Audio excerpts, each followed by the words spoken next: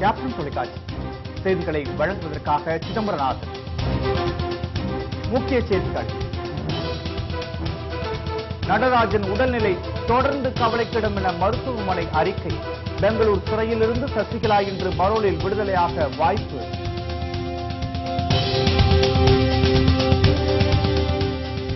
கேளிக்கை வரிக்கு எதிர்ப்பு தெரிவித்து மல்டிபிளக்ஸ் திரையரங்குகள் இன்று முதல் வேலை நிறுத்தம். மற்ற திரையரங்குகள் வழக்கம் போல இயங்கும் என அறிவிப்பு.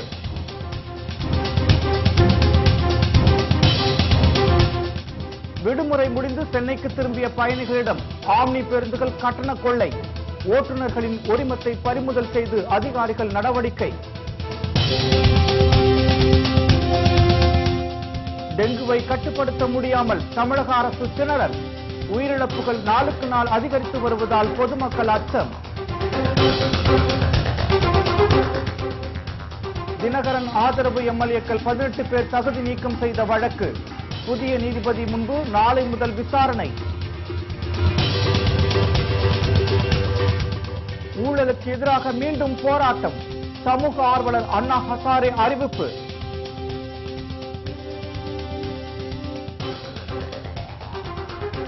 விரிவான செய்திகள். சசிகலா கணவர் நடராஜனின் உடல்நிலை தொடர்ந்து கவலைக்கிடமாக உள்ளதாக மருத்துவமனை நிர்வாகம் தெரிவித்துள்ளது. கல்லீரல், சிறுநீரகங்கள் செயலிழந்ததால் நடராஜன் சென்னையில் உள்ள குளோஜன்ஸ் குளோபல் ஹெல்த் சிட்டி மருத்துவமனையில் சிகிச்சை பெற்று வருகிறார். அவருக்கு கல்லீரல் மாற்று அறுவை சிகிச்சை செய்யப்பட வேண்டும் என்பதால் அதற்கான தேடுதலில் ஈடுபட்டுள்ளதாக சசிகலாவின் சகோதரி மகனான டிடிவி தினகரன் கூறி வந்தார். இந்த நிலையில் நடராஜனின் உடல்நிலை தொடர்ந்து மோசமாக உள்ளதாக குளோபல் மருத்துவமனை அறிக்கை வெளியிட்டுள்ளது. நடராஜனின் கல்லீரல் செயல்பாடு முன்பை விட தற்போது மோசமாகி உள்ளதாகவும் அவரது உடல்நிலை குறித்து குடும்பத்தாருக்கு தகவல் கொடுக்கப்பட்டுள்ளதாகவும் தெரிவிக்கப்பட்டுள்ளது. இதனிடையே தனது கணவர் நடராஜனை பார்க்க அனுமதி கோரி சசிகலா பரோலில் கேட்டுள்ளதாகவும் பெங்களூர் சிறையிலிருந்து இன்று பரோலில் விடுவிக்கப்பட வாய்ப்புள்ளதாகவும் டிடிவி தினகரன் தெரிவித்துள்ளார். தமிழக அரசின் கேளிக்கை வரியை எதிர்த்து பிவிஆர், ஐநாக்ஸ் திரையரங்குகள் இன்று முதல் இயங்காது என அறிவிக்கப்பட்டுள்ளது. தமிழகத்தில் ஜிஎஸ்டியுடன் சேர்த்து விதிக்கப்பட்ட 30% கேளிக்கை வரியை எதிர்த்து திரைத்துறையினர் வேலை நிறுத்த போராட்டத்தில் ஈடுபட்டனர். திரையரங்குகள் மூடப்பட்டதால் கேளிக்கை வரி அமலாகாமல் இருந்தது. இந்நிலையில் திரைப்படங்களுக்கு விதிக்கப்பட்டு வந்த கேளிக்கை வரி 20% குறைக்கப்பட்டு 10% நிர்ணயிக்கப்பட்டுள்ளது. இந்த உத்தரவு செப்டம்பர் 27ஆம் தேதியை முன்தேதியிட்டு அமலுக்கு வந்துள்ளது. புதிய தமிழ் படங்களுக்கு 10% வரியும் மற்ற மொழி படங்களுக்கு 20% கேளிக்கை வரியும் விதிக்கப்பட்டுள்ளது. ஏற்கனவே தயாரிக்கப்பட்ட தமிழ் திரைப்படங்களுக்கு 7% கேளிக்கை வரியும் மற்ற மொழி திரைப்படங்களுக்கு 14% வரியும் விதிக்கப்பட்டுள்ளது. இதனால் டிக்கெட் விலை மேலும் அதிகரிக்க வாய்ப்பு உள்ளதாக கூறப்படுகிறது. கேளிக்கை வரி விதிப்புக்கு தயாரிப்பாளர் சங்கம் மற்றும் திரையரங்கு உரிமையாளர்கள் சங்கம் எதிர்ப்பு தெரிவித்துள்ளனர். மேலும் இந்த வரி விதிப்பை கண்டித்து இந்திய மல்டிபிளக்ஸ் அசோசியேஷனில் உள்ள பிவிஆர் மற்றும் ஐநாக்ஸ் திரையரங்குகள் இன்று முதல் இயங்காது என அறிவிக்கப்பட்டுள்ளது. இருப்பினும் மற்ற திரையரங்குகள் வழக்கம் போல இயங்கும் என தெரிவிக்கப்பட்டுள்ளது. அரசுக்கு எதிராக செயல்பட்டதாக கூறி டிடிவி தினகரன் மீது வழக்கு பதிவு செய்யப்பட்டுள்ளது. சேலத்தில் தினகரன் ஆதரவாளரும் முன்னாள் சட்டமன்ற உறுப்பினருமான வெங்கடாச்சலம் உட்பட 11 பேர் போலீசாரால் கைது செய்யப்பட்டுள்ளனர். தமிழக அரசுக்கு எதிராகவும் நீட் தேர்வை தவறாக விமர்சனம் செய்தும் துண்டறிக்கை விநியோகம் செய்ததாக தினகரன் ஆதரவாளர்கள் முன்னாள் சட்டமன்ற உறுப்பினர் வெங்கடாச்சலம் உள்ளிட்ட 11 பேர் மீது அரசின் மீது வீண் குற்றச்சாட்டு செய்து பொய் பிரச்சாரம் மற்றும் பொது அமைதிக்கு குந்தகம் விளைவித்ததாக அன்னதானப்பட்டி காவல் நிலையத்தில் வழக்கு பதிவு செய்தனர். இதனைத் தொடர்ந்து தமிழக அரசுக்கு எதிராக நோட்டீஸ் விநியோகம் செய்ய தூண்டிய புகாரில் டிடிவி தினகரன், வெற்றிவேல், புகழேந்தி உள்ளிட்ட 13 பேர் மீது வழக்கு பதிவு செய்யப்பட்டுள்ளது. இதையடுத்து எந்த நேரத்திலும் அவர் கைது செய்யப்பட வாய்ப்பு உள்ளதாக கூறப்படுகிறது. தினகரன் ஆதரவு எம்எல்ஏக்கள் 18 பேர் தகுதி நீக்கம் செய்யப்பட்டதை எதிர்த்து தொடரப்பட்ட வழக்கை புதிய நீதிபதி நாளை முதல் விசாரிப்பார்கள் என்று தெரிவிக்கப்பட்டுள்ளது. முதலமைச்சர் பழனிசாமி மீது நம்பிக்கை இல்லை என்றும் இதனால் அவருக்கு அளித்த ஆதரவை வாபஸ் பெறுவதாகவும் தினகரன் ஆதரவு எம்எல்ஏக்கள் 18 பேர் ஆளுநரிடம் கடிதம் கொடுத்தனர். இதைத் தொடர்ந்து தினகரன் ஆதரவு எம்எல்ஏக்கள் 18 பேரையும் சபாநாயகர் தனபால் தகுதி நீக்கம் செய்து உத்தரவிட்டார். இந்த உத்தரவை எதிர்த்து 18 பேரும் உயர்நீதிமன்றத்தில் வழக்கு தொடர்ந்தனர்.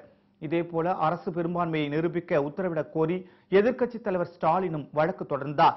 திமுக எம்எல்ஏக்கள் உரிமைக்குழு அனுப்பிய நோட்டீஸை எதிர்த்தும் ஸ்டாலின் வழக்கு தொடர்ந்தார். இந்த வழக்குகளை நீதிபதி துரைசாமி விசாரித்து வந்தார். இந்த வழக்குகளை விசாரணை செய்ய புதிய நீதிபதியாக ரவி சந்திரபாபு நியமிக்கப்பட்டுள்ளார். இந்த வழக்குகள் தொடர்பான வழக்கு நாளை முதல் விசாரணைக்கு வருகிறது. ஊழல் ஒழிப்புக்கு எதிராக மீண்டும் போராட்டத்தை துவக்க உள்ளதாக சமூக சேவகர் அண்ணா ஹசாரே அறிவித்துள்ளார். லோக்பால் அமைப்பு கொண்டுவரப்படும் என மத்திய பாஜக தனது தேர்தல் அறிக்கையில் அறிவித்திருந்தது. ஆனால் 3 ஆண்டுகளாகியும் லோக்பால் அமைப்பை கொண்டுவரப்படவில்லை. இது தொடர்பாக செய்தியாளர்களிடம் பேசிய சமூக சேவகர் அண்ணா ஹசாரே ஊழல் ஒழிப்பு நடவடிக்கை திருப்தி அளிக்கவில்லை என கூறினார். கருப்பு பணம் ஒழிப்பில் மோடி அரசு கொடுத்த வாக்குறுதியை முழுமையாக நிறைவேற்றவில்லை என குற்றம் சாட்டிய ஹசாரே விவசாயிகள் தற்கொலை தொடர்ந்து நடந்து வருவதாக தெரிவித்துள்ளார். பெண்களின் பாதுகாப்பு கேள்விக்குறியாக உள்ளதாகவும் குற்றங்கள் அதிகரித்து வருவதாகவும் அவர் கூறியுள்ளார். இவற்றை கண்டித்து காந்தி சமாதியில் இருந்து மீண்டும் ஒரு போராட்டத்தை துவங்க இருப்பதாகவும் இந்த ஆண்டு இறுதியில் நடத்த திட்டமிட்டுள்ளதாகவும் அண்ணா ஹசாரே குறிப்பிட்டுள்ளார். அதிக கட்டணம் வசூலித்த தனியார் ஆம்னி பேருந்து ஓட்டுநர்களின் உரிமத்தை அதிகாரிகள் பறிமுதல் செய்தனர். 4 நாட்கள் விடுமுறை முடிவடைந்ததை அடுத்து சொந்த ஊர்களுக்கு சென்றவர்கள் சென்னை போன்ற பெருநகரங்களுக்கு படையெடுத்தனர். பயணிகளின் தேவைக்கேற்ப அரசு பேருந்து வசதிகள் இல்லாத சூழலை பயன்படுத்தி தனியார் ஆம்னி பேருந்துகளில் வழக்கமான கட்டணத்தை விட 2 மடங்கு வரை உயர்த்தியுள்ளதாக தெரிகிறது. நாகர்கோவிலில் இருந்து சென்னைக்கு ஆம்னி பேருந்தில் செல்லும் பயணிகளிடம் அதிக கட்டணம் வசூலிப்பதாக புகார் எழுந்தது. இதையடுத்து நாகர்கோவில் வட்டார போக்குவரத்து அலுவலர் சம்பவ இடத்திற்கு வந்து விசாரணை மேற்கொண்டார். அதிக கட்டணம் வசூலித்த ஆம்னி பேருந்துகளை அடையாளம் கண்டு ஓட்டுநர்களின் ஓட்டுநர் உரிமம் பறிமுதல் செய்யப்பட்டதோடு கூடுதலாக வசூலிக்கப்பட்ட தொகையை பயணிகளுக்கு திரும்ப வழங்கும் நடவடிக்கை மேற்கொள்ளப்பட்டது. விடுமுறை காலங்களில் தனியார் பேருந்துகள் அதிக கட்டணம் வசூலிப்பதை தடுக்க அரசு முன்னெச்சரிக்கை நடவடிக்கை எடுக்க வேண்டும் என பயணிகள் கோரிக்கை விடுத்தனர். அதிகமான கட்டணங்களை வாங்குறாங்க. ஏன்னா சென்னைக்கு வந்து 900 1000 அந்த ரேட்டு தான் இருக்கு. இப்போது வாங்குறது என்னன்னா யார்ட்டையும் 2000 வாங்குறாங்க. அது எல்லா மக்களும் ஏதோ வாங்கிட்டு இருக்காங்க போல இருக்கு. மக்கள் ரொம்ப கொண்டிருக்கிறார். ஒரு நாள் 2 நாள் உள்ள கட்டணங்கள் கிடையாது. பெர்மனண்டா தினமும் அதாவது சென்னை செல்வது பெங்களூர் செல்வது அதிகமான கட்டணத்தை மக்களை ஏமாற்றி கொண்டிருக்கிறார்கள். உடனடியாக மாவட்ட நிர்வாகம் தலையிட வேண்டும் என்று ஆட்சியர்களுடைய தடை போட்டு இதை தடுத்து நிறுத்த வேண்டும் மக்களுடைய கோரிக்கை. ஆதார் பதிவு மையங்களை ஆய்வு செய்ய மத்திய அரசு திட்டமிட்டுள்ளது. ஆதார் தகவல்களின் பாதுகாப்பு தொடர்பாக உச்சநீதிமன்றம் கேள்வி எழுப்பியுள்ளதால் நாடு முழுவதும் உள்ள 50,000 ஆதார் பதிவு மையங்களையும் நேரடியாக ஆய்வுக்கு உட்படுத்த திட்டமிடப்பட்டுள்ளது. தனிநபர் அடையாள ஆணையத்தின் நெறிமுறைகளை ஆதார் பதிவு மையங்கள் பின்பற்றுகின்றனவா, அனுமதிக்கப்பட்ட மென்பொருள்கள் வன்பொருள்கள் கணினிகளில் நிறுவப்பட்டுள்ளனவா என சோதனை நடத்தப்படும் என்றும் தெரிவிக்கப்பட்டுள்ளது. இந்த பணிக்காக 3 ஆய்வாளர்கள் நியமிக்கப்பட்டுள்ளதாகவும் முதற்கட்டமாக ஓராண்டுக்கு 10,000 மையங்கள் ஆய்வு செய்யப்படும் எனவும் தெரிவிக்கப்பட்டுள்ளது. தமிழகம் முழுவதும் உள்ள சிறைகளில் செல்போன் பயன்பாட்டை தடுக்கும் வகையில் ஜாமர் கருவிகள் பொருத்தப்படும் என்று சிறைத்துறை கூடுதல் டிஜிபி சைலேந்திர பாபு தெரிவித்துள்ளார். சிறைவாசிகள் நல தினத்தை முன்னிட்டு திருச்சி மத்திய சிறையில் நடைபெற்ற நிகழ்ச்சியில் அவர் பங்கேற்றார். கைதிகள் மற்றும் அவர்களின் குடும்பத்தினரை சந்தித்து பேசினார். பின்னர் செய்தியாளர்களுக்கு பேட்டியளித்த அவர் தமிழகம் முழுவதும் உள்ள சிறைகளில் 5 கோடி ரூபாய் செலவில் ஜாமர் கருவிகள் பொருத்தப்படும் என்று தெரிவித்தார். சென்னையில் வந்து 3, கோயம்புத்தூர் 2, மற்ற எல்லா சென்ட்ரல் பிரிசன்லையும் 1 விதமா. இதெல்லாம் டெக்னிக்கல் ப்ராப்ளம். வந்து சில நேரத்தில் அவங்க வந்து பல்வேறு விதத்தில் வந்து மொபைல் ஃபோன் வரதுக்கு வாய்ப்பு இருக்குது. ரிலேஷன்ஸ் யாராவது வரும்போது ஃபோனில் பேசலாம். ஸோ அதெல்லாம் அவாய்ட் பண்ணுறதுக்கு டெக்னிக்கலாகவே ஜாமர் போட்டு இவங்க சிக்னலே இல்லாமல் பண்ணுறதுக்கான ஏற்பாடு செஞ்சாச்சு. இப்போ அந்த ஜாமர் சென்னையிலையும் கோயம்புத்தூர்லையும் சென்னையிலையும் வெள்ளூர்லையும் ஃபிக்ஸ் பண்ணியாச்சு. கோயம்புத்தூரில் பண்ணக்கூடிய வேலை நடந்துட்டு இருக்குது. திருச்சியிலையும் அந்த மாதிரி ஒன்று கூடிய சீக்கிரம் வந்துடும். பல்வேறு நிகழ்வுகளை இனி சுருக்கமாக செய்தி தொடர்களாக தற்போது காணலாம். தமிழகத்தில் அதிகரித்து வரும் காய்ச்சல் பாதிப்புகள் பொதுமக்களை அச்சத்தில் ஆழ்த்தி வரும் நிலையில் டெங்கு காய்ச்சலுக்கு ஒரே நாளில் 5 பேர் உயிரிழந்தனர். சேலம் அரசு மருத்துவமனையில் கடும் காய்ச்சல் காரணமாக அனுமதிக்கப்பட்டிருந்த மரவநேரி பகுதியைச் சேர்ந்த மாணவர் ஸ்ரீதர், நாமக்கலை சேர்ந்த சிறுமி அகல்யா ஆகியோர் நேற்று உயிரிழந்தனர். இதேபோல் நெல்லை மாவட்டம் பாளையங்கோட்டை அரசு மருத்துவமனையில் டெங்கு பாதிப்பால் சிகிச்சை பெற்று வந்த 7 வயது சிறுமியும் பரிதாபமாக உயிரிழந்தார். கடந்த வியாழன் அன்று சேர்க்கப்பட்ட சிறுமிக்கு தீவிர சிகிச்சை அளித்தும் பலனளிக்காமல் போனதாக கூறப்படுகிறது. கிருஷ்ணகிரி அருகே புதுவழி பாதையை மீட்டுத் தர வலியுறுத்தி அதிகாரிகளின் வாகனத்தை கிராம மக்கள் சிறைப்பிடித்து போராட்டத்தில் ஈடுபட்டனர். மாரிச்செட்டி ஊராட்சிக்கு உட்பட்ட எம் கொட்டையூர் கிராமத்தில் சுமார் 100க்கும் மேற்பட்ட குடும்பங்கள் வசித்து வருகின்றனர். இவர்கள் பயன்படுத்தி வந்த பொது வழி பாதையை ஊர் கவுண்டர் உள்ளிட்டோர் ஆக்கிரமித்துள்ளதாக கூறப்படுகிறது. இதனால் குடிநீர் எடுக்க முடியாமலும் இறந்தவர்களின் உடலை சுடுகாட்டிற்கு கொண்டு செல்ல முடியாமலும் அப்பகுதி மக்கள் அவதி அடைந்து வருகின்றனர். கோயில் புறம்போக்கு நிலத்துல 45 ஏக்கரா இருக்கு. அந்த 45 ஏக்கராவும் ஊர் கவுண்டரு எல்லாருக்கும் சேர்ந்து ஊற்றி தின்னுட்டாங்க சார். அப்படி இருக்கும்போது எங்களுக்கு ஒரு போக்குவரத்து 100 வருஷமா போக்குவரத்து இடம் இருந்தது. உனக்கு என்னடா அதுல போக்குவரத்துன்னு சொல்லி எங்களை தடை பண்ணிட்டாங்க. போக்குவரத்து பாதையை வெட்டி இருக்கிறோம். அந்த நேரத்துல பிடிஓ அவர்கள் வந்திருக்காங்க. அந்த பிடிஓ வந்ததுனால நாங்க அவரை சிறைப்பிடிச்சு அவரை ஒரு இது கேட்டோம். அதுக்கு தகுந்த மாதிரி எங்களை மனு கொடுங்கன்னு சொல்லி கேட்டிருக்க போயிருக்கிறாரு. கும்பகரை அருவியில் பாதுகாப்புக்காக போடப்பட்ட கம்பிகள் சேதமடைந்ததை அடுத்து அதனை சீரமைக்கும் பணி நடைபெற்றது. தேனி மாவட்டம் பெரியகுளம் அருகே உள்ள கும்பகரை அருவியில் ஏற்பட்டுள்ள வெள்ளப்பெருக்கு காரணமாக சுற்றுலா பயணிகளின் பாதுகாப்புக்காக போடப்பட்ட தடுப்பு கம்பிகள் மற்றும் அருவிக்கு செல்லும் பாதைகள் சேதமடைந்தது. தற்போது அதனை சீரமைக்கும் பணியில் வனத்துறையினர் ஈடுபட்டு வருகின்றனர். இதனிடையே அருவியில் தண்ணீர் ஆர்ப்பரித்துக் கொட்டுவதால் 31வது நாளாக சுற்றுலா பயணிகள் குளிக்க தடை விதிக்கப்பட்டுள்ளது. விழுப்புரத்தில் மாவட்ட தேமுதிக அலுவலகத்தில் வடக்கு மற்றும் தெற்கு மாவட்ட கழக நிர்வாகிகள் மற்றும் ஒன்றிய நகர பேரூர் கழக செயலாளர்கள் ஆலோசனை கூட்டம் நடைபெற்றது. மாவட்ட கழக செயலாளர் வெங்கடேசன் தலைமையில் நடைபெற்ற இந்த கூட்டத்தில் தேமுதிகவின் நிரந்தர பொதுச் செயலாளராக தேர்ந்தெடுக்கப்பட்ட கேப்டனுக்கு ஏகோபித்த பாராட்டுக்களை தெரிவித்து தீர்மானம் நிறைவேற்றப்பட்டது. மேலும் மணலூர்பேட்டை உயர்மட்ட பாலத்தை விரைந்து முடிக்க வேண்டும், கரும்பு விவசாயிகளுக்கு நிலுவைத் தொகையை உடனே வழங்க வேண்டும் என்பன உள்ளிட்ட 9 தீர்மானங்கள் கூட்டத்தில் நிறைவேற்றப்பட்டன.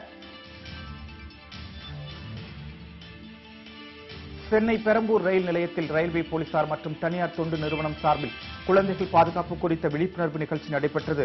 ரயில் நிலையங்களில் காணாமல் போகும் குழந்தைகளை மீட்பது மற்றும் சமூக விரோத செயல்களில் ஈடுபடுத்துவது, கொத்தடிமைகளாக வேலைக்கு அமர்த்துவது போன்ற செயல்களில் குழந்தைகளை ஈடுபடுத்தக்கூடாது என்பதை வலியுறுத்தி இந்த விழிப்புணர்வு நிகழ்ச்சி நடைபெற்றது.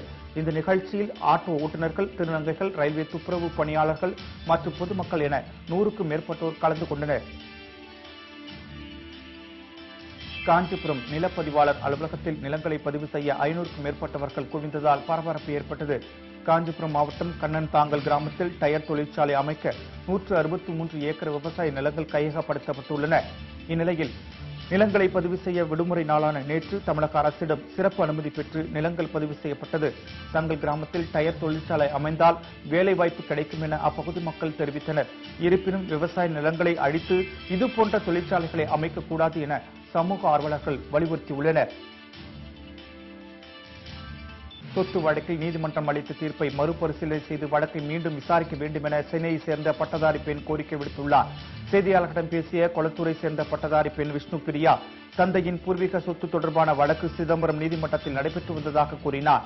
வழக்கில் தவறான காரணங்களை கூறி தங்களுக்கு எதிராக தீர்ப்பு வெளியிட்டதால் வாழ்வாதாரத்தை இழந்து தவிப்பதாகவும், நீதிமன்றம் அளித்த தீர்ப்பை மறுபரிசீலனை செய்து வழக்கை மீண்டும் விசாரிக்க தமிழக அரசுக்கு நடவடிக்கை எடுக்க வேண்டும் என்றும் விஷ்ணு பிரியா வேண்டுகோள் விடுத்துள்ளார். அருப்புக்கோட்டையில் கட்டிட தொழிலாளி அடித்து கொலை செய்த நபரை போலீசார் கைது செய்தனர். வெள்ளக்கோட்டையைச் சேர்ந்த கட்டிட தொழிலாளி மகேஷ் இரும்பு கம்பியால் அடித்து கொலை செய்யப்பட்ட நிலையில் அவரது உடலை போலீசார் கைப்பற்றி விசாரணை நடத்தி வந்தனர். இந்நிலையில் புளியம்பட்டி பகுதியைச் சேர்ந்த பாண்டி என்ற சரவணகுமாரை போலீசார் கைது செய்து நடத்திய விசாரணையில் மகேஷை கொலை செய்ததை ஒப்புக்கொண்டார். குடிபோதையின் போது ஏற்பட்ட தகராறில் மகேஷை கொலை செய்ததாக அவர் வாக்குமூலம் அளித்தார். திருப்பூரில் மின்சாரம் தாக்கி மின்வாரிய ஒப்பந்த தொழிலாளி உடல் கருகி பலியான பெரும் சோகத்தை ஏற்படுத்தியது. சேவூரை சேர்ந்த சுரேஷ் மின் வாரியத்திற்கு சொந்தமான டிரான்ஸ்பார்மரில் வேலை செய்து கொண்டிருந்த போது எதிர்பாராத விதமாக மின்சாரம் தாக்கியது. இதில் சுரேஷ் சம்பவ இடத்திலேயே பரிதாபமாக உடல் கருகி பலியானார். பின்னர் பொதுமக்கள் அளித்த தகவலின் பேரில் டிரான்ஸ்பார்மரில் தொங்கிய நிலையில் சடலமாக கிடந்த சுரேஷின் உடலை தீயணைப்பு வீரர்கள் மீட்டனர். கொடைக்கானல் வில்லிப்பட்டி பஞ்சாயத்துக்கு உட்பட்ட உப்புப்பாறை பகுதியில் கிராம சபா கூட்டம் நடைபெற்றது. தனிநபர் கழிப்பறை கட்டுதல், குப்பைகள் மேலாண்மை குழு அமைத்தல், மின்சாரம் இல்லாத பகுதிகளுக்கு மின்சாரம் வழங்குதல் உள்ளிட்ட பல்வேறு தீர்மானங்கள் கிராம மக்களால் மாவட்ட ஆட்சியர் வினய் முன்னிலையில் நிறைவேற்றப்பட்டது. கேரள மாநிலம் மலப்புரம் மாவட்டம் அரசு மருத்துவமனையில் தமிழகத்தைச் சேர்ந்த ஒருவருக்கு சிகிச்சை அளிக்க மறுப்பு தெரிவித்த சம்பவம் பெரும் அதிர்ச்சியை ஏற்படுத்தியுள்ளது. அரியலூரைச் சேர்ந்த ராஜேந்திரன் மலப்புரம் மாவட்டத்தில் பணிபுரிந்து வரும் நிலையில் கோடீஸ்வரன் என்பவரால் வெட்டப்பட்டார். இதையடுத்து குட்டிப்புறம் மருத்துவமனையில் கோழிக்கூடு மருத்துவமனையிலும் போதிய வசதி இல்லை என கூறி ராஜேந்திரனுக்கு சிகிச்சை அளிக்க மறுப்பு தெரிவித்தனர். இதையடுத்து அவர் கோவை அரசு மருத்துவமனையில் தற்போது சிகிச்சை பெற்று வருகிறார்.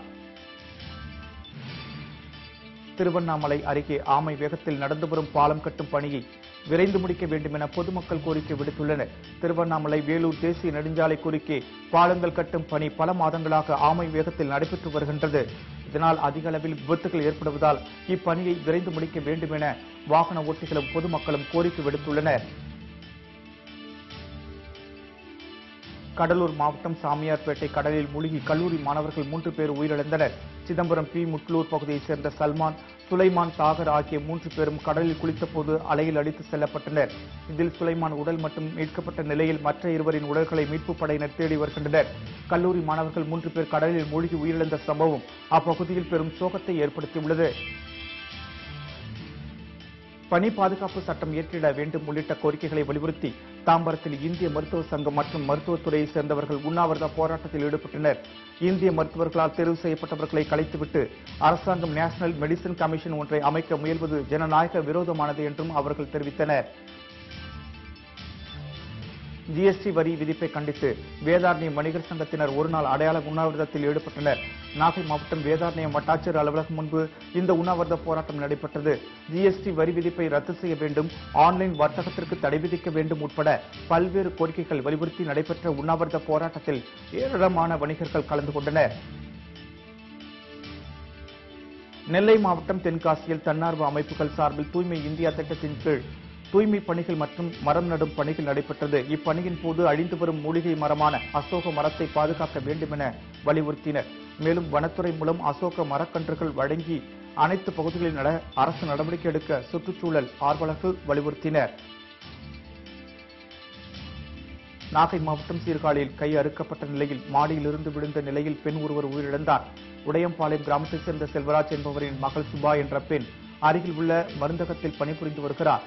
இந்நிலையில் வழக்கம் போல பணிக்கு சென்ற அவர் அங்குள்ள தோட்டத்தில் உயிரிழந்த நிலையில் கிடந்தார். இது கொலையா தற்கொலையா என போலீசார் விசாரணை மேற்கொண்டு வருகின்றனர்.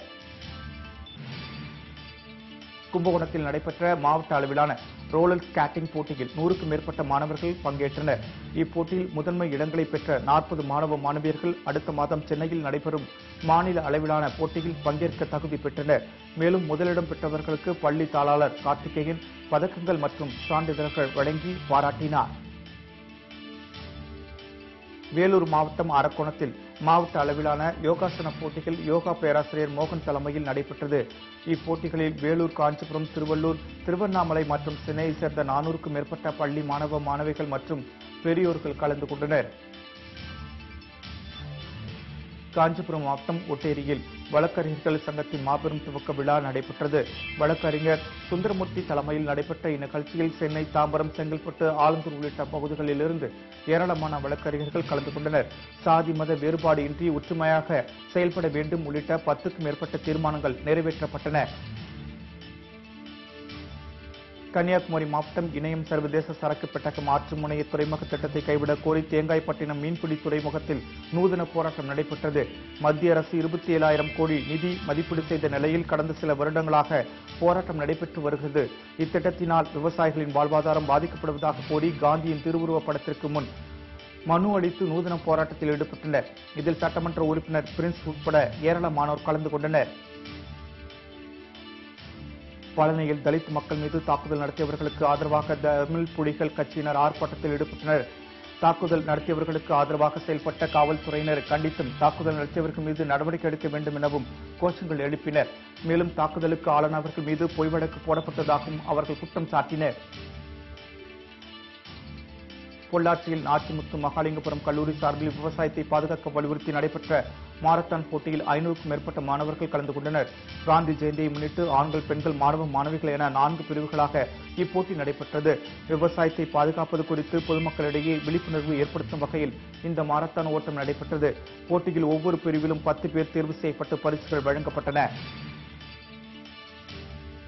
திருச்சியில் உடல் உறுப்பு தானம் குறித்து தொடர்ந்து 41 நிமிடங்கள் பேசி மருத்துவர் செந்தில்குமார் கின்னஸ் சாதனை படைத்துள்ளார். முன்னதாக இங்கிலாந்தில் 30 நிமிடங்கள் பேசியதே அதிகபட்சமாக இருந்த சாதனையை இருதய அறுவை சிகிச்சை நிபுணர் செந்தில்குமார் முறியடித்துள்ளார்.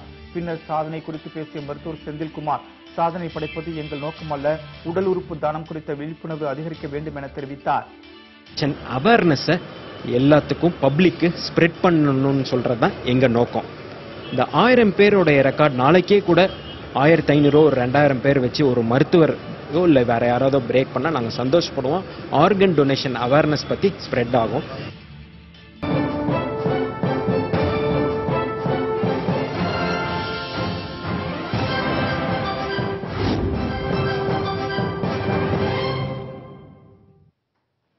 செய்திகள் தொடர்கின்றன.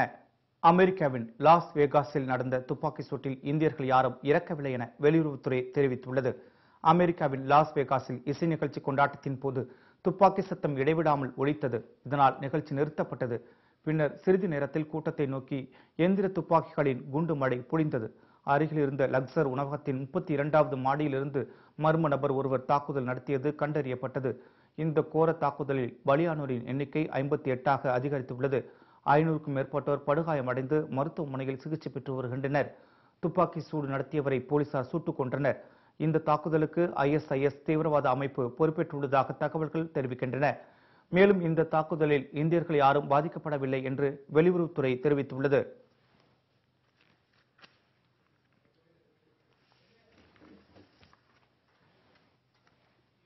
இத்துடன் இந்த செய்தி தொகுப்பு நிறைவு பெறுகின்றன. மீண்டும் செய்திகள் பிற்பகல் 1 மணிக்கு. உண்மை செய்திகளை உள்ளது உள்ளபடி உடனுக்குடன் தெரிந்து கொள்ள நமது கேப்டன் தொலைக்காட்சியை தொடர்ந்து பாருங்கள். வணக்கம்.